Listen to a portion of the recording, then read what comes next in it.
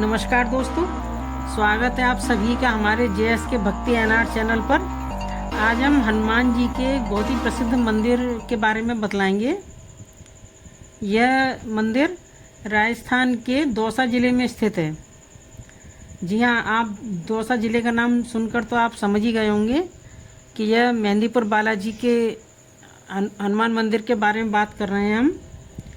यह मंदिर भगवान हनुमान जी को समर्पित है। यह हिंदुओं के ही देवता हैं। इनकी चमत्कारी शक्ति की वजह से सभी इनकी पूजा अर्चना करते हैं और इनमें आस्था रखते हैं। इनमें बहुत सारे लोग आस्था रखते हैं। वैसे बालाजी भगवान जो है हनुमान जी का दूसरा नाम है। भारत के कुछ हिस्सों में भगवान हनुमान जी को बालाजी के नाम से भी बुलाया जाता है। बालाजी इनका बचपन का नाम है और इसको संस्कृत और हिंदी में भी उपयोग होता है। अन्य धार्मिक स्थानों की तरह यह शहर में स्थित है।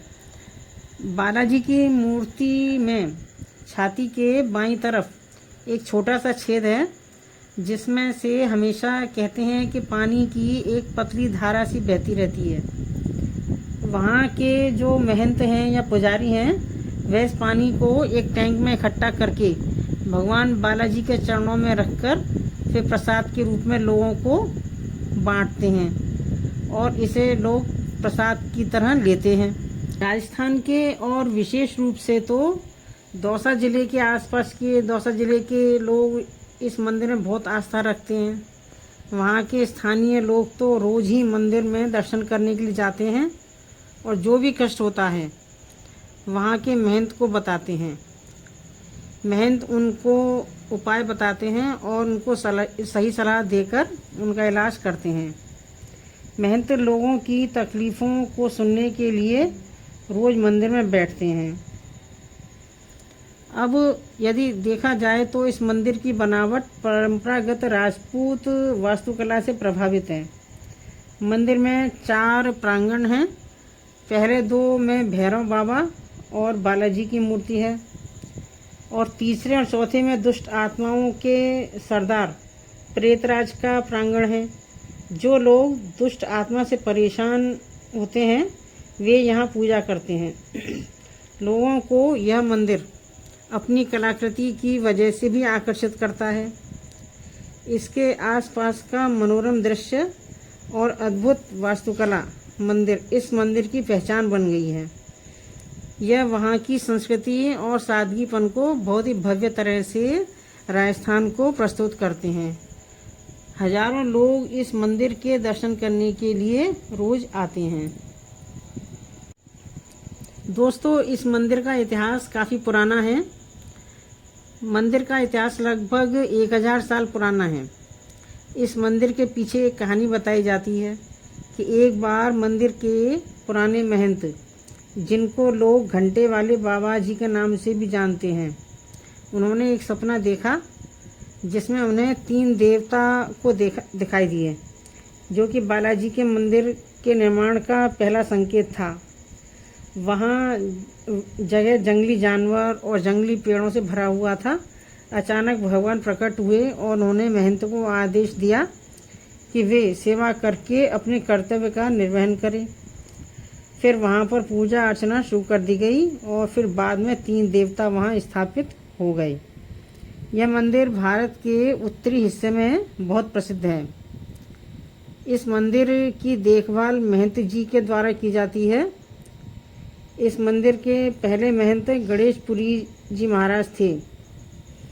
वह पूरी तरह से शाकाहार का पालन करते हैं और धार्मिक किताबें भी पढ़ते हैं।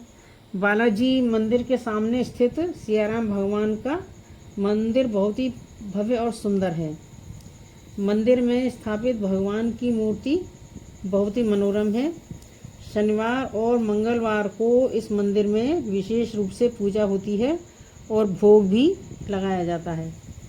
कहते हैं कि दुष्ट आत्माओं के संकट से बचने के लिए जो व्यक्ति पीड़ित हैं, वह प्रसाद के रूप में अर्जी, स्वामिनी, दरखास्त, बूंदी के लड्डू इत्यादि को बालाजी के ऊपर चढ़ाकर स्वयं ग्रहण करते हैं और जो बुरी आत्माएं हैं उनको शांत करने के लिए उसके सरदार भैरव बाबा को चावल और उड़द दाल का प्रसाद चढ़ाते हैं। यह मंदिर करौली जिले के टोडा भीम में स्थित है। यह भारत के राजस्थान राज्य के शहर हिंदौन के एकदम नज़दीक है। यह मंदिर एक और कारण से भी चर्चित है, जो यह मंदिर 2 जिलों के बीच में है। इस मंदिर का आधा भाग करौली और आधा भाग दौसा में है। इसके सामने ही एक राम मंदिर है, जो कि मुख्य मंदिर है। वह भी इसी तरह 2 भागों में बटा हुआ है। दोस्तों, प्राचीन ग्रंथों में 7 करोड़ मंत्रों में श्री हनुमान जी की पूजा का विशेष उल्लेख मिलता है। श्री राम भक्त, रुद्र अवतार, सूर्य शिष्य, वायुपुत्र, केसरी नंदन, श्री बालाजी के नाम से प्रसिद्ध श्री हनुमान जी समूचे भारतवर्ष में पूजे जाते हैं। माता अंजनी के गर्भ से प्रकट हनुमान जी में 5 देवताओं का तेज समाहित है।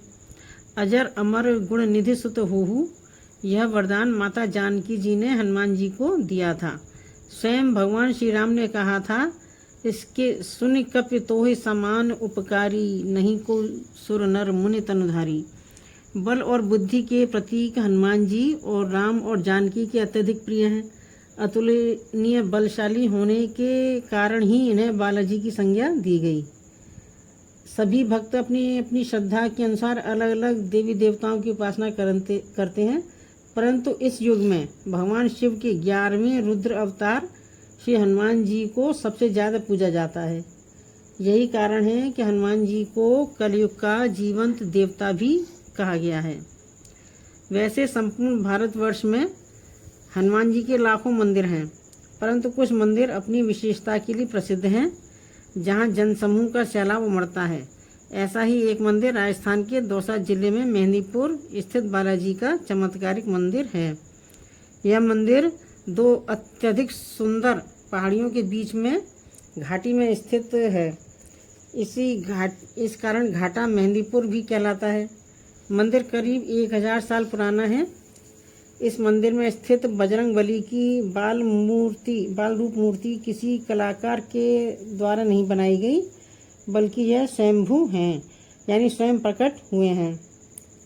बालाजी की यह मूर्ति पहाड़ के अखंड भाग के रूप में मंदिर की पिछली दीवार का कार्य भी करती है। इस मूर्ति को प्रधान मानते हुए बाकी मंदिर का निर्माण कराया गया है। इस मूर्ति के सीने में बाईं तरफ आपको बताया ही था कि जैसे एक बहुत छोटा सा छेद है, जिसमें से निरंतर जल गिरता रहता है, और उसको वहाँ के महंत इकट्ठा कर लेते हैं और बाद में उनके चरणों में रखकर फिर लोगों में प्रसाद के रूप में बांटते हैं। दोस्तों, पहले यहाँ पर घोर बीहड़ जंगल था, चारों तरफ घनी झाड़ियाँ थीं। एक बार श्री महंत जी के पूर्वज को स्वप्न आया और वो सपने में ही उठकर चल दिए। उन्हें पता नहीं था कि वे कहाँ जा रहे हैं। इसी दौरान उन्होंने एक बड़ी विचित्र लीला देखी। एक ओर से हजारों दीपक चलते आ रहे हैं, हाथी घोड़ों की आवाज़ें आ रही हैं और एक बहुत बड़ी फौज चली आ रही है।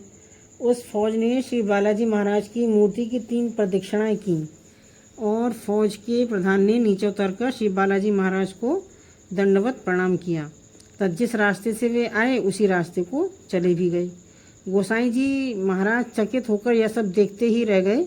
उन्हें कुछ डर सा लगने लगा और वे वापस अपने गांव चले गए, किंतु नींद नहीं आई और बार बार उसी विषय पर विचार करते रहे। उनकी जैसे ही आंख लगी, उन्हें स्वप्न में 3 मूर्तियां दिखाई दी। उनके कानों में आवाज़ आई, उठो, मेरी सेवा का भार ग्रहण करो, मैं अपनी लीलाओं का विस्तार करूँगा। यह बात कौन कह रहा था, कोई दिखाई नहीं पड़ा। गोसाई जी ने फिर इस बात पर ध्यान नहीं दिया और अंत में हनुमान जी महाराज ने स्वयं उन्हें दर्शन दिए और पूजा का आग्रह किया। दूसरे दिन गोसाई जी महाराज उस मूर्ति के पास पहुँचे तो उन्होंने देखा कि चारों ओर से घंटा, घड़ियाल और नगाड़ों की आवाज़ें आ रही थीं, किंतु कुछ दिखाई नहीं दिया। इसके बाद श्री गोसाई जी ने आसपास के लोग इकट्ठे किए और बहुत सारी बातें उनको बतलाई। गोसाई जी ने सब लोगों के साथ मिलकर वहाँ बालाजी महाराज की एक छोटी सी तिवारी बना दी और वहाँ पर पूजा अर्चना होने लगी। दोस्तों, इनके कुछ चमत्कार भी हैं। जैसे मुस्लिम शासनकाल में कुछ भक्ति को नष्ट करने की चेष्टा की, लेकिन वे असफल रहे। वे से जितना खुदवाते गए मूर्ति की जड़ उतनी ही गहरी होती चली गई। थक हार कर उन्हें अपना यह प्रयास छोड़ना पड़ा। ब्रिटिश शासन के दौरान सन 1910 में बालाजी ने अपना सैकड़ों वर्ष पुराना चोला स्वतः ही त्याग दिया। भक्तजन इस चोले को लेकर पास के मंडावर रेलवे स्टेशन पहुंच गए, जहां से उन्हें चोले को गंगा में प्रवाहित करने जाना था। ब्रिटिश स्टेशन मास्टर ने चोले को निःशुल्क ले जाने से रोका और उसका लगेज करने लगे, लेकिन चमत्कारी चोला कभी ज़्यादा हो जाता और कभी कम हो जाता। वह बार बार परेशान होने लगा। स्टेशन मास्टर को बाद में फिर लगेज को बिना कुछ भाड़ा दिए हुए ही जाने देना पड़ा। इसके बाद बालाजी के चमत्कार को नमस्कार किया और बालाजी का नया चोला चढ़ाया गया। दोस्तों, बालाजी मंदिर में प्रेतराज सरकार दंडाधिकारी पद पर आसीन है। प्रेतराज सरकार के विग्रह पर भी चोला चढ़ाया जाता है। प्रेतराज सरकार को दुष्ट आत्माओं को दंड देने वाले देवता के रूप में माना जाता है। भक्ति भाव से उनकी आरती, चालीसा, कीर्तन, भजन आदि किए जाते हैं। बालाजी के सहायक देवता के रूप में ही प्रेतराज सरकार की आराधना की जाती है। इनकी पृथक रूप से आराधना उपासना कहीं नहीं की जाती और न ही इनका पृथक रूप से कोई मंदिर होता है। वेद, पुराण, धर्म ग्रंथ आदि में कहीं भी प्रेतराज सरकार का उल्लेख नहीं मिलता। कुछ लोग बालाजी का नाम सुनते ही घबरा जाते हैं। उनका मानना होता है कि भूत प्रेत बाधाओं से ग्रस्त व्यक्ति ही बालाजी के मंदिर में जाते हैं, परंतु ऐसा नहीं है। कोई भी भक्त जो बालाजी महाराज के प्रति अपनी श्रद्धा भक्ति रखता है वह वहाँ जा सकता है और दर्शन कर सकता है। दोस्तों, कोतवाल कप्तान श्री भैरव देव भगवान शिव के अवतार हैं। तो भैरव महाराज भी चतुर्मुखी हैं। उनके हाथों में त्रिशूल, डमरू, खप्पर, प्रजापति, ब्रह्मा का 5वां कटा शीश रहता है। वे कमर में बागंबर नहीं लाल वस्त्र धारण करते हैं। वे भस्म लपेटते हैं। उनकी मूर्ति पर चमेली के सुगंधित युक्त तिल के तेल में सिंदूर घोलकर चढ़ाया जाता है। तो यहाँ पर भैरव भी हैं। इनको प्रसाद के रूप में भैरव को उड़द की दाल का और खीर का भोग लगाया जाता है। तो दोस्तों, आप वहाँ जाएं, एक बार अवश्य जाएं और दर्शन का लाभ उठाएं।